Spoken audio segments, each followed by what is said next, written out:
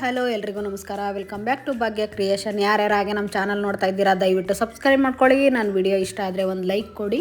ನಾನು ಇವತ್ತು high protein instant dosa ಮಾಡ್ತಾಯಿದ್ದೀನಿ.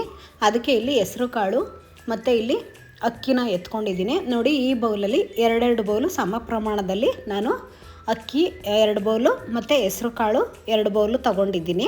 ನೀವು ಕಡಿಮೆ ಕ್ವಾಂಟಿಟಿಲಿ ಮಾಡೋದಾದರೆ ಕಡಿಮೆನೇ ತೊಗೋಬೋದು. ಈಗ ಅದೇ ಬೌಲಲ್ಲಿ ನಾನಿಲ್ಲಿ ಮಸೂರ್ ದಾಲ್ ಅಂದರೆ ಕೆಂಪು ಬೇಳೆ ಅದನ್ನು ನಾನು ಯೂಸ್ ಮಾಡ್ತಾಯಿದ್ದೀನಿ. ನೀವು ಬೇಡ ಅಂದರೆ ಬೇಕಾದ್ರೆ ಅದನ್ನು ಸ್ಕಿಪ್ ಮಾಡ್ಕೋಬೋದು.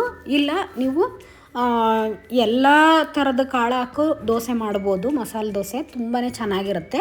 ಇಲ್ಲಿ ನೋಡಿ ಒಂದು 2 ಟೇಬಲ್ ಸ್ಪೂನಷ್ಟು ಮೆಂತ್ಯನು ಎಲ್ಲನೂ ಚೆನ್ನಾಗಿ ವಾಶ್ ಮಾಡಿಬಿಟ್ಟು ನಾನಿಲ್ಲಿ ನೈಟು ನೆನೆಸ್ತಾ ಇದ್ದೀನಿ.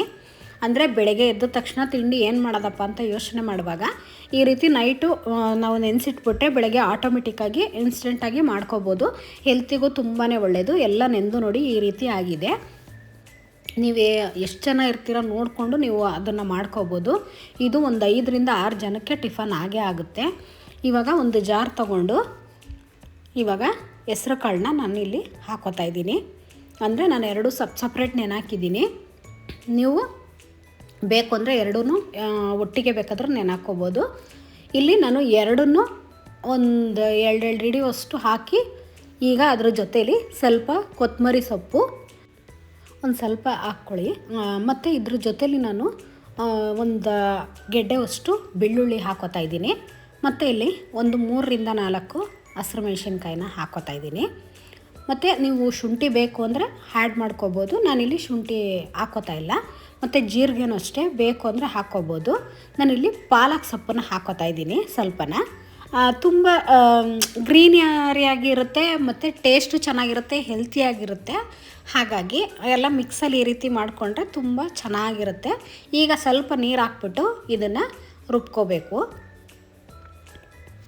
ಇದನ್ನು ಅಂದರೆ ನೋಡ್ಕೊಂಡು ಹಾಕ್ಕೊಳ್ಳಿ ನೀರನ್ನ. ಒಂದೇ ಸಲ ನೀರು ಹಾಕ್ಕೊಂಬಿಟ್ರೆ ಅಷ್ಟು ಚೆನ್ನಾಗಿರಲ್ಲ. ಒಂದು ಮೀಡಿಯಮಲ್ಲಿ ಹಾಕ್ಕೋಬೇಕಾಗುತ್ತೆ.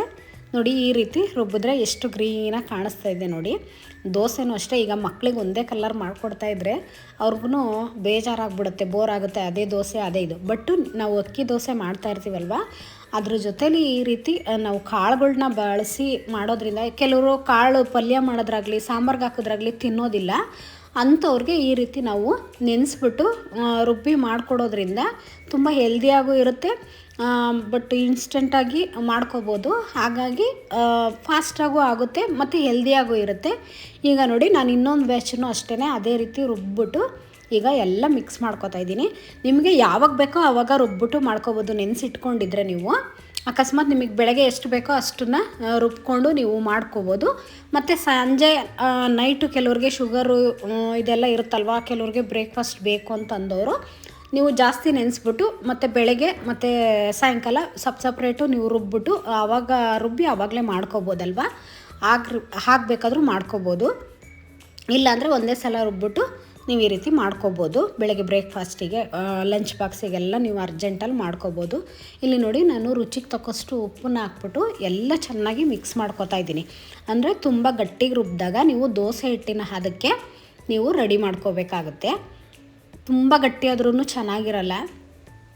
ಇದು ಮಸಾಲೆ ದೋಸೆ ಥರನೇ ನೀವು ಮಾಡ್ಕೋಬೋದು. ತುಂಬ ಚೆನ್ನಾಗಿರುತ್ತೆ. ಇಲ್ಲಿ ಇನ್ಸ್ಟೆಂಟಾಗಿ ಮಾಡೋದ್ರಿಂದ ಸ್ವಲ್ಪ ನಾನಿಲ್ಲಿ ಅಡುಗೆ ಸೋಡಾನ ಬಳಸ್ತಾ ಇದ್ದೀನಿ. ಇಲ್ಲಾಂದ್ರೆ ನೀವು ಹಾಗೇ ಒಂದು 2 ಅವರ್ ಬಿಟ್ರೂ ಸಾಕು, ನಿಮಗೆ ಹದ ಬಂದೇ ಇರುತ್ತೆ. ಇಲ್ಲಾಂದರೆ ಇನ್ಸ್ಟೆಂಟಾಗಿ ಮಾಡುವಾಗ ಈ ರೀತಿ ಮಾಡ್ಬೋದು. ತುಂಬ ಹೆಲ್ದಿಯಾಗಿರುತ್ತಲ್ವ. ಹಾಗಾಗಿ ಇವಾಗ ನೋಡಿ ನಾನು ದೋಸೆ ಹಿಟ್ಟನ್ನು ಅದಕ್ಕೆ ರೆಡಿ ಮಾಡ್ಕೊಂಡಿದ್ದೀನಿ.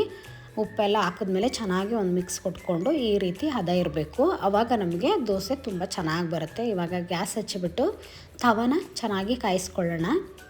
ಏಕೆಂದರೆ ತವ ಚೆನ್ನಾಗಿ ಕಾಯ್ದಷ್ಟು, ಅಂದರೆ ಇದು ದಪ್ಪ ತವ, ತೆಳು ತವ ಇದ್ದಾಗ ನಿಮಗೆ ಇಮಿಡಿಯೇಟ್ಲಿ ಮಾಡ್ಕೋಬೋದು. ಬಟ್ಟು ತಳ ದಪ್ಪ ಇದ್ದಿದ್ದು ಚೆನ್ನಾಗಿ ಕಾಯಬೇಕು. ಆವಾಗ ನಿಮಗೆ ದೋಸೆ ಚೆನ್ನಾಗಿ ಬರುತ್ತೆ. ಮತ್ತು ಇನ್ನೂ ಒಂದು ತುಂಬಾ ಸ್ಮೂತಾಗಿ ಬರ್ತವೆ. ಇದರಲ್ಲಿ ಸೆಟ್ ದೋಸೆ ಥರನೂ ಮಾಡ್ಕೋಬೋದು. ಇದಕ್ಕೆ ಮೇಲ್ಗಡೆ ಕ್ಯಾರೆಟು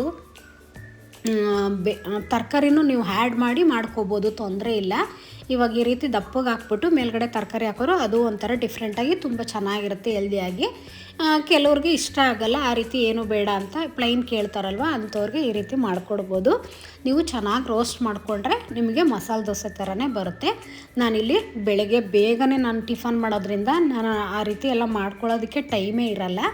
ಹಾಗಾಗಿ ನಾನು ಈ ರೀತಿ ಮೆತ್ತಗೆ ಮಾಡ್ತಾಯಿದ್ದೀನಿ. ಏಕೆಂದರೆ ಬಾಕ್ಸ್ಗೆ ಹಾಕಿದ್ಮೇಲೆ ಆಟೋಮೆಟಿಕ್ ಎಲ್ಲ ಮೆತ್ತಗಾಗಿ ಹೋಗ್ಬಿಡುತ್ತೆ. ನಮ್ಮ ಮನೆಯವ್ರಿಗೆ ಸ್ವಲ್ಪ ಸೆಟ್ ದೋಸೆ ಕಂಡ್ರೆ ಸಖತ್ ಇಷ್ಟ. ಹಾಗಾಗಿ ನನಗೆ ಮಾತ್ರ ತೆಳುವಾಗಿರಬೇಕು ದೋಸೆ, ಅವರಿಗೆ ಸ್ವಲ್ಪ ದಪ್ಪಗೆ ಮಾಡಿಕೊಡ್ತಾಯಿದ್ದೀನಿ. ನೀವು ಹೇಗೆ ಬೇಕಾದರೂ ಮಾಡ್ಕೋಬೋದು, ತುಂಬಾ ಹೆಲ್ದಿಯಾಗಿರುತ್ತೆ, ತುಂಬ ಫಾಸ್ಟಾಗಿ ಆಗೋದ್ರಿಂದ ನೀವು ಮಾಡ್ಕೋಬೋದು. ಇಲ್ಲಿ ಸ್ವಲ್ಪ ಎಣ್ಣೆನ ಈರುಳ್ಳಿಲಿ ಚೆನ್ನಾಗಿ ತವಾಗೆ ತಿಕ್ಬಿಟ್ಟು ಆಮೇಲೆ ನಾನು ಎಣ್ಣೆ ಅಂಶ ಏನು ಇರ್ದಂಗೆ ಸ್ವಲ್ಪ ನೀರನ್ನು ಚಿಮ್ಕಿಸ್ಬಿಟ್ಟು ಆಮೇಲೆ ನಾನು ದೋಸೆ ಹಾಕಿದ್ರೆ ಈ ರೀತಿ ತೆಳುವಾಗಿ ಬರುತ್ತೆ.